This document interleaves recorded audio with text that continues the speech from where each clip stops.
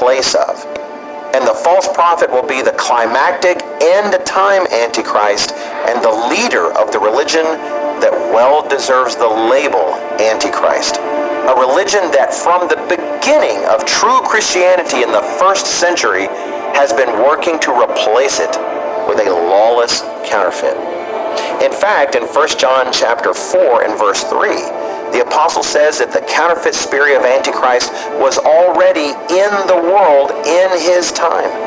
And we must remember this counterfeit will look Christian in appearance.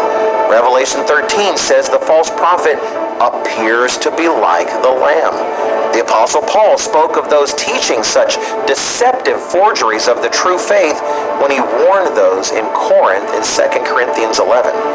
For if he who comes preaches another Jesus whom we have not preached, or if you receive a different spirit which you have not received, or a different gospel which you have not accepted, you may well put up with it. And many have put up with it for centuries. The writings of Paul, John, and others make it clear that this false deceptive system that began in their day would continue throughout time into our own day, and that it would be by far the dominant version of Christianity at the end. While the false prophet of Revelation, the final head of this religious institution, will perform amazing signs and wonders before Christ's return, these verses make plain that the religious teachings he will spread and enforce are being taught today in the guise of Christianity. Those teachings will lay the foundation of ultimate deceit in the days just ahead. And without God's protection, those who resist them will be mercilessly martyred. And they're being taught in pulpits and religious services all across the world right now by those claiming the name of Jesus Christ. But how would you know the difference? How would you recognize such a servant of the spirit of Antichrist spreading the counterfeit faith that will one day support the false prophet of Revelation? The false prophet of Revelation will be one of the most powerful men to have ever lived. Yet, as we saw at the beginning, his end will be to be cast by God into the lake of fire and be destroyed as an enemy of Jesus Christ. But before then, he will contribute to more devastation and death than the world has ever seen before. We've seen that he speaks the teachings of the devil, yet that he will appear very Christ-like, and his false Christian religion very much like what one might expect of a good Christian faith. This is the devil's MO, as the Apostle Paul warned in 2 Corinthians chapter 11. Speaking of those who preach this alternate version of Jesus Christ, who looks so believable and so close to the real thing, Paul says, "For such are false apostles, deceitful workers, transforming themselves into apostles of Christ.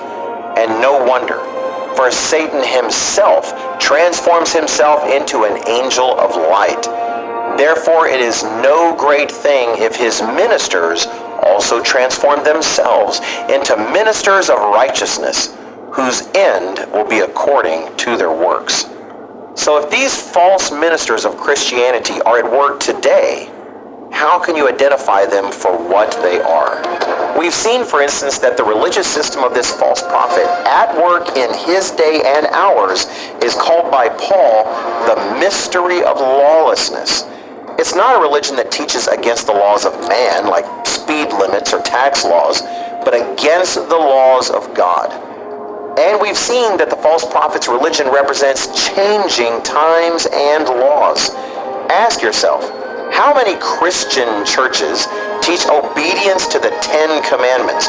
All 10, including the fourth about the seventh-day Sabbath, versus only some of the commandments, or no need for obedience at all.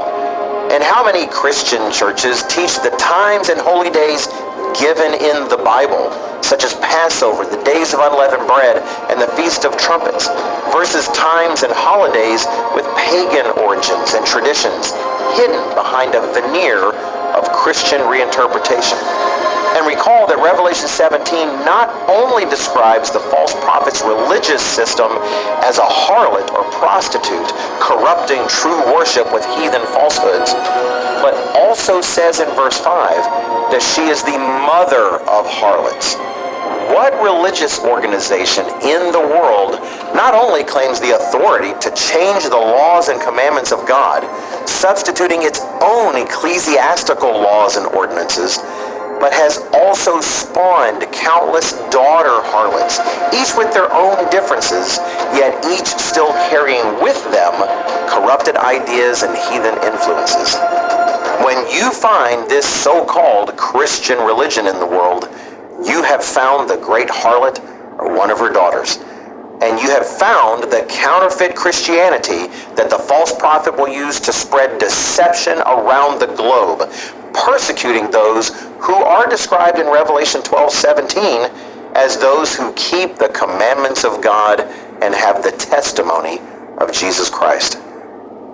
Thank you so much for watching.